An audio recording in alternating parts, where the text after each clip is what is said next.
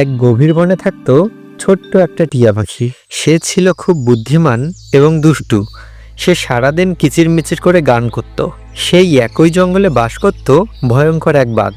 তার গর্জনের শব্দ শুনে জঙ্গলের সব পশু পাখি ভয় পেত। বাঘের নিজের শক্তির ওপর অনেক গর্ব ছিল।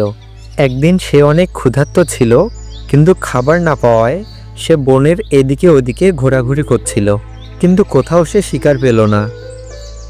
এমন সময় হাঁটতে হাঁটতে সে দেখতে পেল গাছের ডগায় বসে আছে ছোট্ট একটা টিয়া পাখি।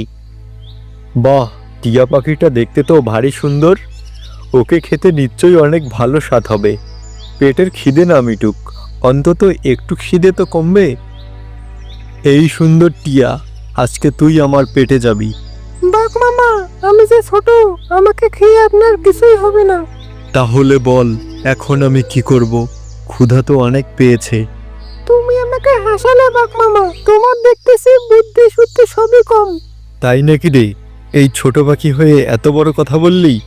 আচ্ছা দে দেখি একটা বুদ্ধি, কিভাবে একটা বড় শিকার ধরবো। বুদ্ধি থাকলে বড় শিকার ধরা কোনো বিষয়ই না। আমি উড়ে উড়ে বনের ওপারে দেখে এসেছি, ওখানে একটা বড় খামার আছে।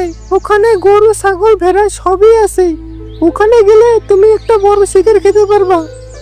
কি কথা শোনালে টিয়া, শুনেই তো আমার মুখে জল চলে এলো। চল জলদি গিয়ে কোনো একটা শিকার ধরে নিয়ে আসি। যাবো তো অবশ্যই, আপনি একা গেলে রাস্তা ভুলে যাবেন। চলুন, আমি যাচ্ছি আপনার সাথে। তুই ঠিক কথাই বলেছিস, খুব ভালো একটা বুদ্ধি।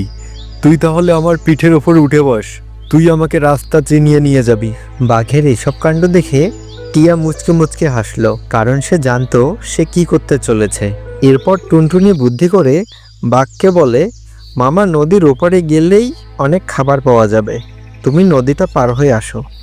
বাঘ যেই না নদীতে পা দেয় অমনি স্রোতে ভেসে যায়, এবং এভাবেই ছোট্ট টুনটুনি শক্তিশালী বাঘকে হার মানায়। আজকের এই গল্প থেকে আমরা বুঝতে পারলাম যে বুদ্ধির সঠিক ব্যবহার করলে শক্তিশালী প্রাণীদেরও হার মানানো যায়। বন্ধুরা, কেমন লাগলো আমাদের ভিডিওটি? ভিডিওটি ভালো লাগলে আমাদের চ্যানেলকে সাবস্ক্রাইব করে পাশে থাকো।